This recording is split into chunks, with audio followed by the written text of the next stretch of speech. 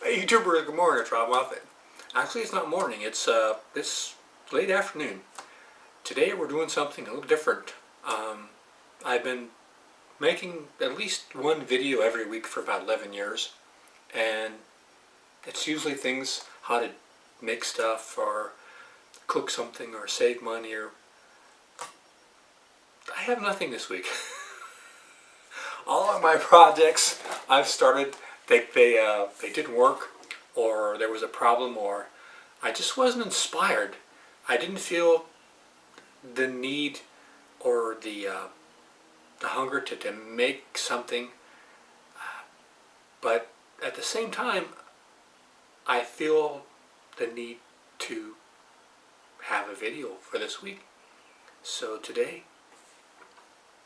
instead of making something or showing how to save money or go on a trip or do fishing, we're going to do a story.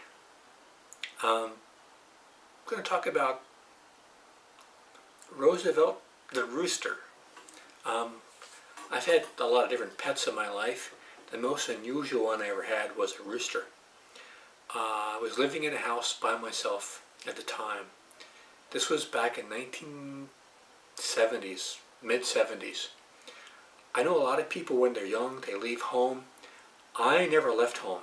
My parents left home. I said, Bob, we're leaving, you can stay here. And I did.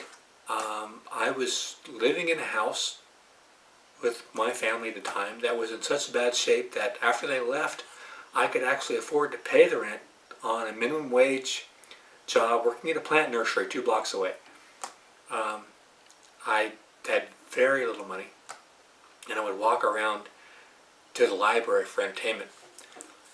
The house was situated in unincorporated Dade County, the west part of North Miami, and it was surrounded by a jungle of Brazilian peppers and paper trees. We had little canals in the front of the house that were drainage canals because it was a low-lying area, and so you had to go over a little moat to go into the property, and the back of it was all surrounded by a jungle, so it was very isolated. The house was up on bricks to keep it from flooding, or to be safe from flooding in case it did. And there were just maybe a handful of neighbors on the street. It was 2nd Court, 141st Street, Northeast. The jungle was full of land crabs and fox and squirrel, possums. One time we had a monkey that got loosed. There were alligators in the canal and caiman, and lightning bugs at night, and mosquitoes and dragonflies, and all sorts of everything you can imagine. And there were no chickens. There were no roosters. One day I was walking home from the library, and the street was not paved too well. It was covered with gravel and tar, and it was kind of a rough, no sidewalk, and just a drainage canal to one side. And somebody had dumped off a big hive of bees, a rooster, and 2 chickens. And they followed me home. But as I was walking with them, carrying my books from the library, that's how exciting a life I had at the time. For something to do, I would go to the library, walk, not even a bicycle. So you can imagine my social life at the time. So as I was walking and the birds were following me, the bees got excited and got in my hair. And at that time, I was actually, one of the few things that I was afraid of was bees for some reason. And I started running with the books in my hand, and I fell and I put my hands out, and as I rolled across the gravel, I took all the skin off my hands and knees and shoulders. And to this day, I'm no longer afraid of bees.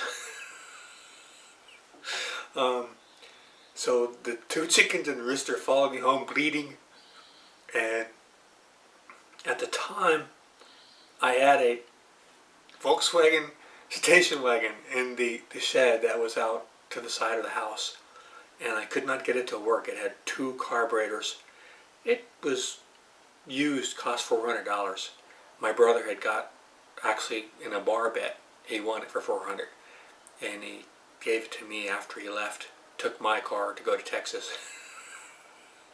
I could never get that thing to work with a dual carburetor, so when the chickens and Rooster were there, I knew the foxes would get them. So I put them into the back of the dual carburetor gray Volkswagen station wagon, and that's when I found out how much chickens crap. The next day the interior was full of crap, so I said I'm not going to do this anymore. And that night I left them out, and the fox got both of the chickens, and I almost got the rooster. And so after that, every night by around 7 o'clock I had to be home to take care of the rooster and to make sure it was safe from the fox. Because at night the foxes would come and they would run around the yard chasing the chicken, trying to get at the rooster. So what I would do, the person who was renting the house to me was a person who had a company that made sheet metal products, and he put sheet metal awnings all over the windows and the sheet metal back porch. That was just wonderful in lightning storms. But the rooster, I would put on the support of the awning, and it would crow. It would find whatever window was near a room I was in the house, and would walk around and start crowing at the window, and that crowing of the rooster would echo in that sheet metal awning. But at night, at 7 o'clock, I would come home, and he would be up on, his name was Roosevelt. I named him Roosevelt. He would be on the back steps of the house, right by the water heater. And I would try to grab him, and he would jump down, and I would jump down and grab him and walk over and put him on top of the water heater. And so long as he stayed there during the night, the fox could never get him. And we had a lot of foxes. When we first moved in there, I had never heard a fox before. And I was sleeping on the back porch with my two older brothers. And there was a screen porch with roll-up blinds. You had to go outside to unhook them to roll them down in case it rained. And there was always frogs that would get inside the roll of canvas. And when you unrolled them at night, trying to not be awake too much because you wanted to go back to sleep, but it was raining and rain was coming in, and you were trying to keep away from the water coming off the roof, coming down the sheet like at Niagara Falls, so you wouldn't get all wet and then wake up totally. And when you unrolled the blind, a frog would jump out and get on your bare skin, and it was that would wake you up. But the scream, one night I was watching this monster movie on television, and I heard this noise. It sounded just like the werewolf that had a bad throat, of like that. And it was a stupid fox right outside my window, and making a barking noise. But we had, one of the foxes had 3 legs, because the plant nursery that was just to the south of us, one of the employees would leave a trap for the foxes to try to catch them. At the same time, the owner of the nursery was a lady. She loved the fox. She would feed them. She never knew her employer was trying to catch them. But I liked the fox. I just didn't know what they were at first. But I didn't like them going after the rooster. So every night, like milking the cows, I had to be home at 7 o'clock. And I'd jump off the back porch. And the rooster would jump down, and I'd grab him and go over and put him on the water heater.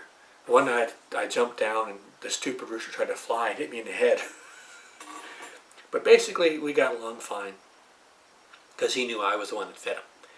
But he would always go after people when they visited. When they come in the yard, he'd run at them and peck at them and make them bleed on their legs and stuff, and the neighbors were terrified of him.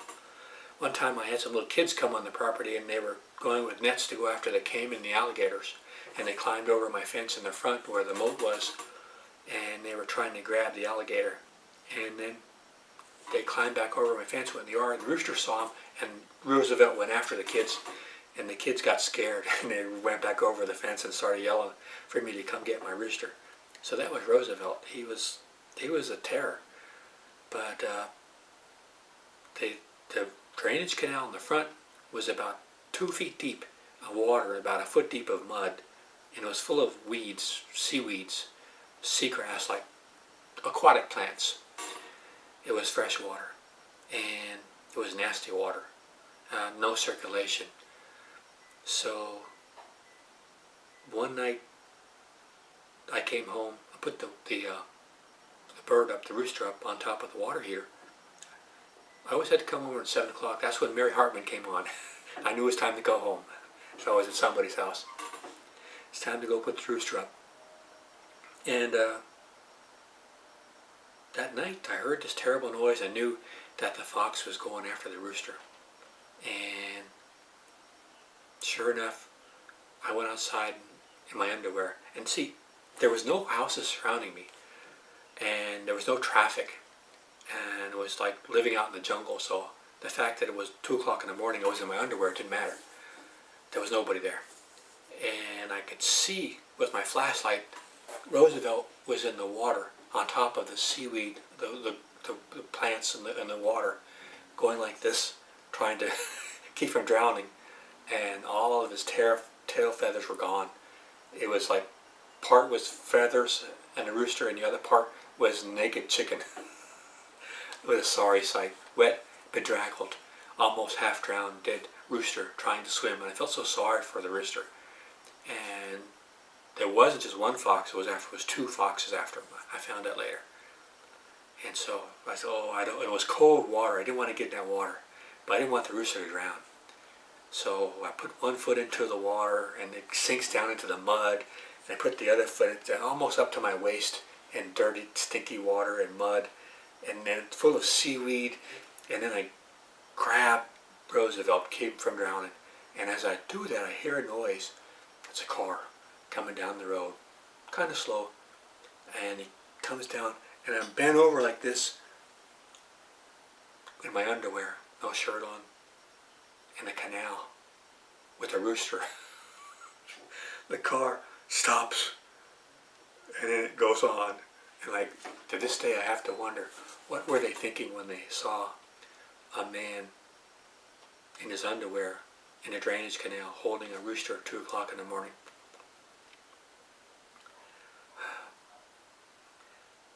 Eventually, I had to move because the landlord wanted to fix up the house, which he should have done like a decade ago.